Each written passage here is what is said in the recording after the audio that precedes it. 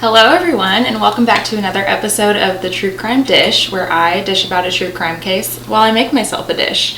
Today I'm going to be making some peanut butter brownies because that's what I was craving, and we're also going to be talking about the Ken and Barbie killers. You know them, we hate them, they're horrible. I just want to put a trigger warning over this entire episode pretty much. There will be some talk of physical and emotional abuse as well as sexual abuse. If that's something that you don't want to hear or is triggering to you, I would probably just not watch this episode. We're starting off our story on June 29th, 1991. On this day, Paul Bernardo and Carla Homolka had their beautiful fairy tale wedding. It was everything that they ever dreamed of, had all their family and friends around celebrating their matrimony. Meanwhile, 11 miles away, a man and his wife are trying to have a beautiful day as well. They go out on Lake Gibson to canoe and they make a shocking discovery that will haunt them for the rest of their lives. They find the dismembered body of a young girl encased in several cement blocks. So let's back up a little bit. So Carla Homolka was born May 4th, 1970. She was the eldest of three sisters. She had a younger sister named Lori, and their youngest sister was named Tammy. The Homolkas lived in St. Catharines, Ontario in Canada. That's where our story takes place. And Carla worked at a pet shop while she was in secondary school. She had dreams of becoming a veterinarian, so she worked at a vet clinic, just helped out where she could while she was in secondary school. And then after she graduated, she became on to become a vet assistant. And all of her coworkers said that she was amazing with the animals. They all received great care from her. And her classmates remembered her being a popular, friendly, bright young girl with a great future ahead of her. Now, Paul Bernardo was born August 27th, 1964, and he was born into a wealthy family, but a family that had some major issues nonetheless. Kenneth Bernardo was Paul's father, and he was just a piece of shit. Basically, he would sexually assault his young daughter as well as his wife. And there's also some speculation about who Paul's biological father actually is, because Paul's mother had stepped out on her marriage and had an affair with another man. Kenneth Bernardo is listed on Paul's birth certificate as his biological father. When Paul found out that his mother had an affair and Paul could have possibly been the result of that affair, he was livid and called his mother some very choice words that I'm not going to repeat on here. His mom became so depressed from all the abuse in her household that she confined herself to the family's basement and just recoiled from her life entirely. I feel like this is definitely where Paul's resentment towards women comes from later on in his life. After Paul graduated high school, he started attending the University of Toronto in Scarborough, Ontario, and this is where it said that he really started developing very dark fantasies. Like any girls that he dated, he would basically beat them up, and he loved to humiliate them or belittle them in public. Like he definitely had that inferiority complex. He had to be above these women that he was dating, which is like, fuck off, Paul, you're so annoying. He was also extremely self-absorbed. Like, he's the definition of a narcissist, and it was said that he really loved the idea of becoming famous or well-known, and that was one of his goals in life. You got it, buddy. October of 1987, Carla and some of her coworkers from the vet clinic that she worked at traveled up to Scarborough, Ontario, which is about an hour and a half, 2 hours away from St. Catharines, where they live. They traveled up there for a pet convention, and that's where Carla met Paul Bernardo in their hotel bar. Some evil forces were at work hard that day because these two hit it off immediately. They stayed in the hotel bar for a couple hours just talking, and then they went up to Paul's hotel room and had sex, and after that they were inseparable. Carla was 17 at the time and Paul was 23, which when I first read that I was like, that's a little concerning, right? But then I looked it up, and apparently the age of consent in Canada at this time was 14 years old. 14. That's insane. So the two hit it off immediately, wasted no time. They basically started dating right away. Paul was a cool guy who was handsome and charming, and Carla was just absolutely smitten. She had thought that she found her Prince Charming. And Paul said that he was drawn to Carla because he could tell her his dark fantasies and his twisted thoughts, things that he wanted to do to women, and she not only listened, but she encouraged these behaviors, and he had never found a girl that would do that for him. Cute. Absolutely not. No, a literal match made in hell. Now, around this time in 1987 in Scarborough, there was a predator lurking. He was lurking and he was working. He was stalking young women, following them home, peeping on them, like watching them through their windows, watching them undress, get ready for bed, that type of thing. He was also attacking women that were all alone, like getting off the bus or something. He would attack them, take them into the woods and sexually assault them. Not only like himself, but he would use his knife that he had, or he would grab sticks or whatever was around and he would sexually assault them with like objects as well. After getting many phone calls about this predator, the cops knew that this guy was not going to stop, and if anything, he was just going to continue to escalate in his crimes, and that was very concerning for them. These attacks went on from 1987 to 1990 until finally a young woman that was attacked was able to give a good enough physical description to where a composite sketch could finally be produced. They released the composite sketch as well as a reward for $150,000 for like leading to the arrest of this man in Scarborough. So when they put out the composite sketch as well as the $150,000 reward, they started getting thousands of tips. I think they got something like 16,000 tips.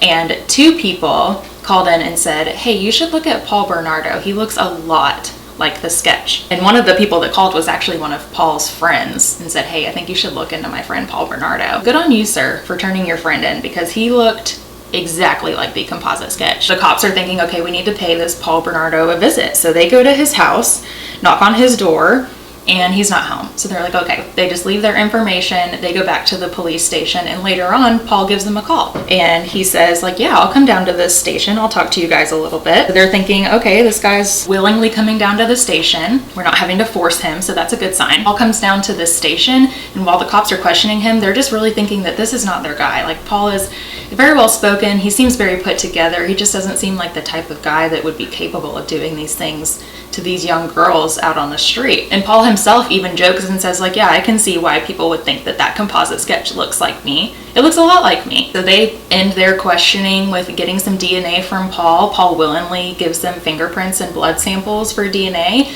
and that leads the cops even further to believe this is not their guy. They're like, he willingly gave us his DNA. This can't be him. But that predisposition that they didn't think that this was Paul would end up being a deep regret for these cops, because they sent his DNA off for testing, but they didn't push for the DNA to come back. So it would be 2 years before they got those DNA results. And by the time 2 years was up, Paul would have already claimed the lives of 3 young girls. By 1990, these attacks in Scarborough had ceased. So the cops were thinking that, okay, this guy is either in jail for another crime, he died, or he moved away. And Paul at this time had actually moved to St. Catharines because he was engaged to Carla at this point, and he was moving in with the Homolkas. Even though he was engaged to Carla, he took a very strong and disturbing interest in Carla's younger sister Tammy, who was only 15 years old.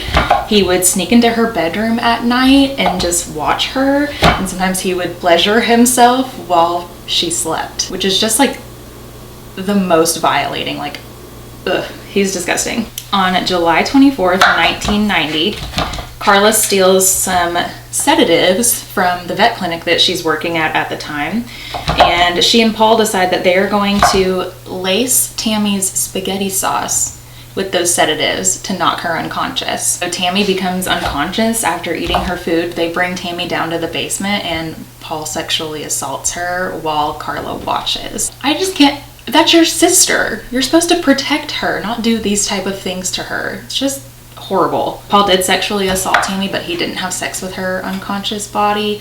That would happen on December 23rd, 1990, when Carla decided she wanted to give Tammy's virginity to Paul as a Christmas present. Can we just let that sink in for a minute? That is legitimately so fucked. I can't. Carla steals some more sedatives from the animal clinic, and on December 23rd, the Homolkas were all together celebrating Christmas, and Carla and Tammy's parents let Tammy have an alcoholic beverage, and Carla and Paul took advantage of that and laced her drink with sedatives, and she became unconscious again. But they take her down to the basement and they undress her, and Carla had also stolen some halothane from the vet clinic, which is basically an anesthetic. She poured some of the halothane on a rag and placed it over Tammy's face, so that way it was like not possible for her to wake up during all of this. And this time they both sexually assaulted Tammy, and they filmed the entire thing. While they were assaulting her, Tammy started to vomit, and so Carla and Paul panicked a little bit, and they did call 911, but not until they dressed Tammy, cleaned up all of their evidence, hid the sedatives, hid the anesthetic, put Tammy back in her room, called the police. Fortunately, by the time that they did call 911, it was too late and Tammy could not be saved. She had died by choking on her own vomit. So they ruled her death an accident, despite the fact that she had like literal chemical burns on her face from the halothane. Her death just wasn't investigated any further. They chalked it up to a horrible accident, and that was it. And just to hammer home how truly horrible these two individuals are, Carla kept Tammy's clothes from that night, and she would wear them for Paul so that they could reenact the situation. And I just want you guys to keep in mind Carla's involvement in all of this, because later on she tries to say that she was beaten into submission and she didn't want to do any of this. Paul forced her to do all of these things, and that's just not true. As you can see, she willingly stole drugs and sedatives from her vet clinic to subdue her little sister for Paul. So Carla, you're not innocent. So just keep all of this in mind as our story goes on. After Tammy's death, Carla and Paul decided that they wanted to move out of Carla's parents' home, and they bought their own home. People on the outside seemed to think that Carla and Paul were the it couple. Like, they had it all. They were good looking, they had just bought their own home, they were about to get married, like their life seemed like it was perfect. But some of their closest friends do remember coming over and noticing Paul being very physically and emotionally abusive to Carla.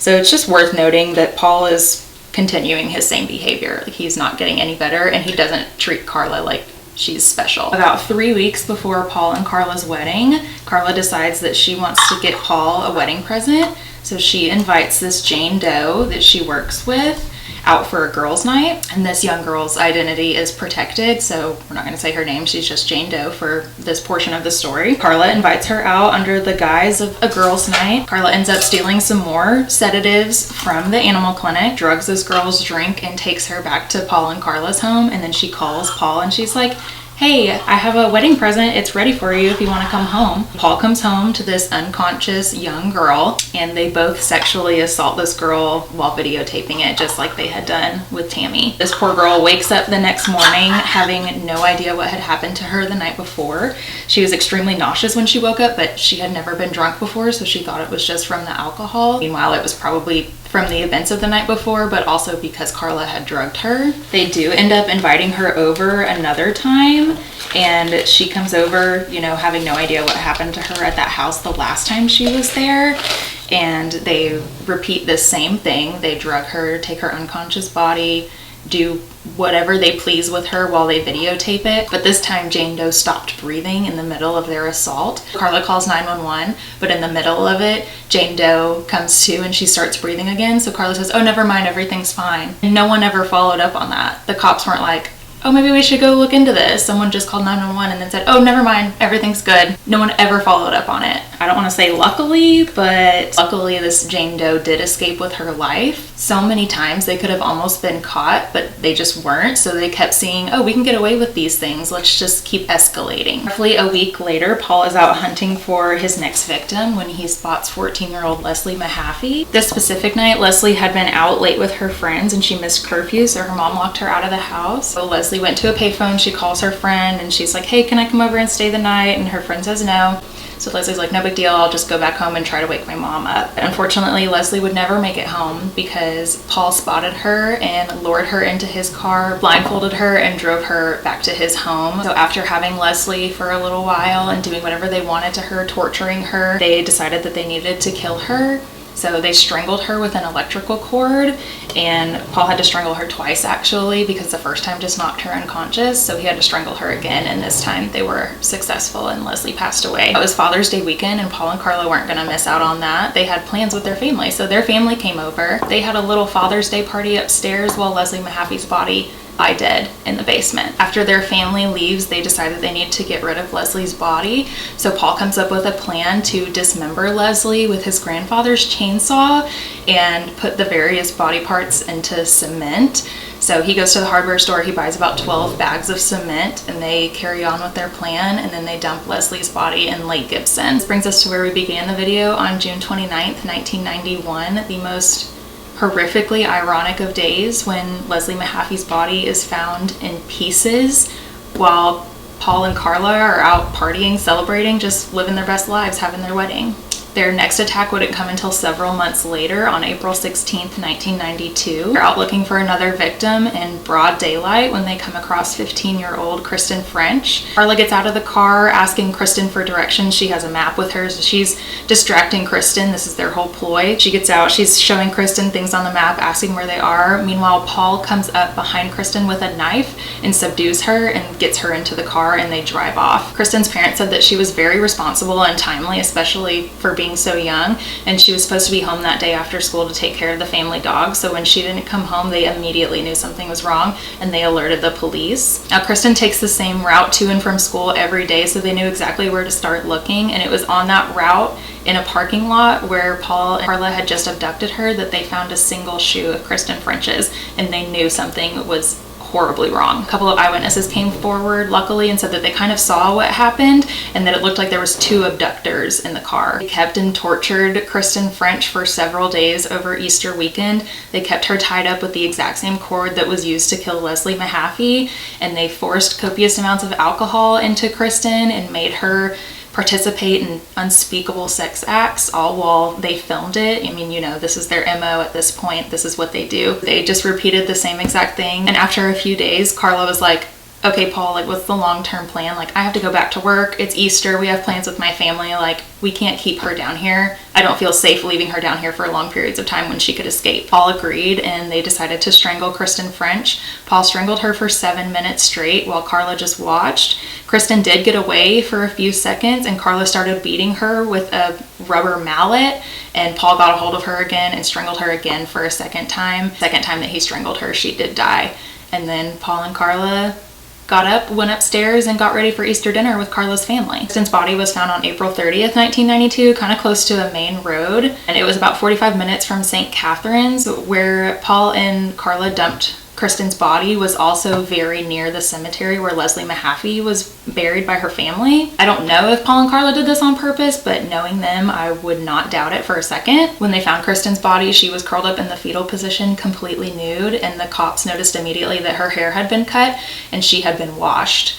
So that means that Paul and Carla literally strangled her, took her upstairs, bathed her lifeless body, and cut her hair to try to hinder identification. They got ready for their Easter dinner, and they went to Carla's parents' house for Easter, acting like none of that had even just happened. They bathed her lifeless body. I cannot get over that. It's just sick. Like, I cannot make these things up. In January of 1993, Paul beat Carla pretty severely with a metal flashlight, and she sustained some serious injuries.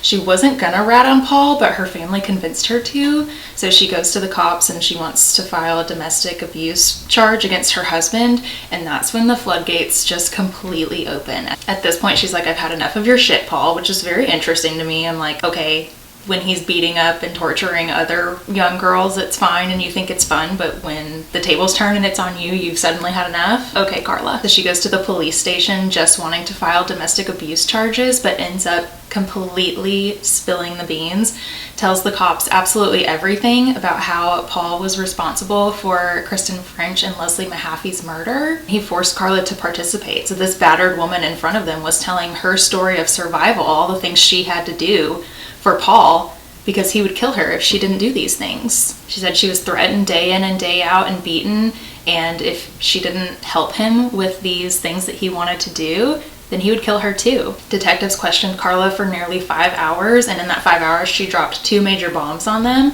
Number one being that Paul was actually the predator back in Scarborough that they had been looking for that attacked all of those young women. And also number 2, there's videotapes of everything that she had just confessed to. Everything to do with Leslie Mahaffey and Kristen French, there was video evidence of. Also, I'm sorry if you hear loud noises. My neighbors are wild and out today. Carla lawyers up at this point. She finds a pretty good lawyer named George Walker, and George knows that Carla is not quite as innocent as she's making herself out to be, but this is his client, and his goal is to get her some kind of plea bargain in exchange for her testimony against Paul Bernardo. In February of 1993, Paul Bernardo was finally arrested in connection with the attacks back in Scarborough, as well as the attacks and murders of Kristen French and Leslie Mahaffey. By this time, those DNA samples that Paul had given back in 1990 came back and definitively concluded that yes, Paul is the predator that roamed Scarborough that they had been looking for all these years. Also, at this time, the cops still don't know that Tammy's death was actually Paul and Carla's fault. They still think that it was an accident. They get a search warrant for Paul and Carla's house, and they find some pretty interesting bits. Paul had actually been keeping a notebook with very detailed descriptions of the attacks back in Scarborough. They also collected some books on sexual deviation, pornography, and serial killers. An interesting trio there, Paul. Like, get better hobbies. However, they searched that house for 10 weeks and could not find those tapes that Carla said that Paul had. They could not find them anywhere. 10 weeks they were in that house, tore it completely apart and could not find these tapes anywhere, and Carla had no idea where Paul had hidden them. Since they couldn't find the tapes that definitively had all that evidence on it, they desperately needed Carla to testify, and this is where she would get the plea bargain of a lifetime. The deal with Carla was that she would serve a total of 12 years, 5 for Leslie Mahaffey, 5 for Kristen French, and 2 for her sister Tammy. But she would be eligible for parole in as little as 4 years. For murder and torture, serving 4 years in prison before she's eligible for parole. That is just insane. But she was so convincingly manipulative to these cops that they truly thought that she was a battered woman and that she was just forced into these crimes, that she was not a dangerous offender. It was really Paul that they were after. By now she had confessed about the events of Tammy's death, so the cops knew that it was technically Paul and Carla's fault. That's why she was charged for that as well. This was the infamous deal with the devil, this plea deal that is still talked about today that has so much controversy around it. But at this point, the cops genuinely had no idea how involved Carla was. After that 10 weeks searching in the house, they still had no concrete evidence that Kristen and Leslie had been in that house, so they really needed Carla to testify because she was their star witness. She was the only person that was actually there for the crimes. Her trial began in June of 1993, and she really played up this innocent victim role. She started dressing super conservatively, and some people even commented on her looking matronly at one point. She had previously been evaluated by a psychiatrist because they had to come up with some kind of narrative about why Carla would have been involved in these crimes, and this psychiatrist came back and said that Carla was just so paralyzed with fear that she was overcome by some kind of catatonic state and just felt like she needed to be obedient towards Paul and do whatever he wanted in order to survive. Fully expecting backlash from the public, the prosecutor said that Carla's admission to guilt, her lack of a criminal record, and her willingness to testify led them to believe that she was unlikely to reoffend. And with that, Carla walked out of that courtroom with the best plea deal that I have ever heard of. Paul had a difficult time getting a lawyer, as you can imagine, but finally a man named Ken Murray stepped up to the plate and wanted to be Paul's lawyer. Paul told Ken explicitly where he could find those tapes in his house. So Ken goes into the house, and the tapes were hidden upstairs in the bathroom above a light fixture in the ceiling. Ken collects those tapes and he hides them for 17 months.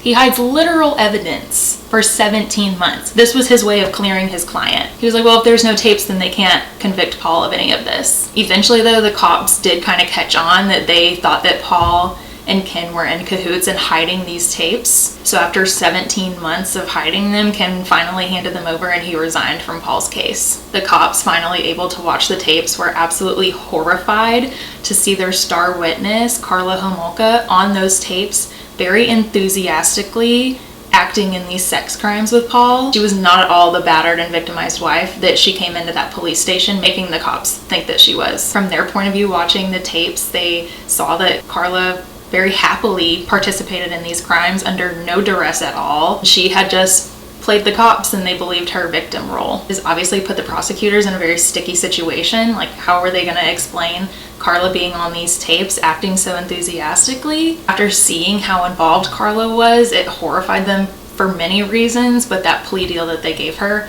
horrified them the most. This girl was completely implicated in these crimes, and they had just given her at most 12 years in prison. So along with already offering her that plea deal, they ran into another issue. After watching the tapes, they realized that the murders were not on video. Ultimately, they decided that they would let Carla keep her plea deal because they still needed her testimony because she was the only thing linking Paul to the actual murders. In May of 1995, Paul's trial finally begins.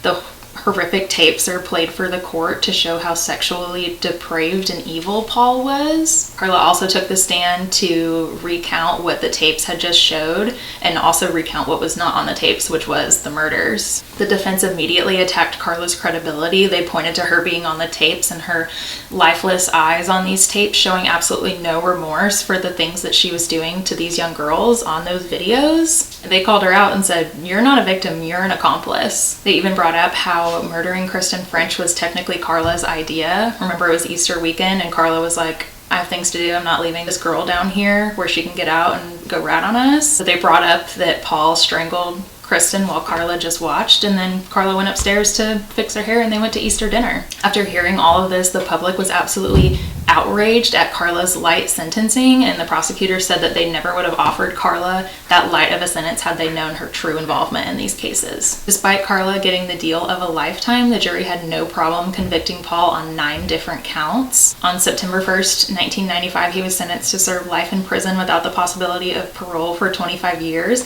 and he was also labeled as a dangerous offender, which makes it pretty unlikely that he'll ever get out of jail. Paul has been attacked several times in prison and spends most of his days in solitude. Part of me hates that people like this are protected in prison and taken away and put in solitary, because I want him to get the shit beat out of him. I mean, he deserves so much more than that, but also I want him to sit and rot in prison, especially because he wants out of prison. I would rather him sit and rot for the rest of his life. Carla served her full 12 years and applied for parole a few times, but was denied every time. She served her full 12 years. Once she was out of prison, she started operating under the name Leanne Teal, which apparently was a name that Paul had given her. Like, are you fucking kidding me, Carla? I feel like that alone just goes to show that she has absolutely zero remorse for the things that she has done. She got married and has 3 kids, and she's just out living her life now, which is completely unfair. Paul applied for parole as recently as 2021, but he's been denied every time. He tries to say that he's found religion and he's not a dangerous offender anymore, and he believes that he should be let out. No, sir. Every time he applies for parole, the Mahafis and the Frenches have to give victim impact statements, so I thought it might be nice to end on a couple quotes from their impact statements. Kristen French's mother says, "Though Kristen is no longer with us in bodily form, Kristen is always with us spiritually. The goodness she showed during her short life is so great that it totally overrides anything evil. Kristen's spirit lives eternally and is an inspiration to our family and everyone who has been touched with her courage and strength." And Leslie's family says, "Leslie's right to justice did not end by reason of Bernardo's decision to murder her. Justice demands that Leslie's voice be heard and never forget what Bernardo did to her." That's the horrendous case of the Ken and Barbie killers, aka Paul Bernardo and Carla Homolka. Here's to hoping Paul never ever gets out of prison, and I hope karma gets Carla. Rest in peace to Tammy, Leslie, and Kristen, such beautiful young spirits that had so much life left to live on this earth, and that was taken from them. My brownies don't look quite as pretty as the picture did, but they still look pretty tasty. So as always, if they're good, I'll leave a link to the recipe. Be sure to let me know if there's someone you'd like for me to talk about down in the description, and I'll see you guys next week for a new true crime dish. Bye guys.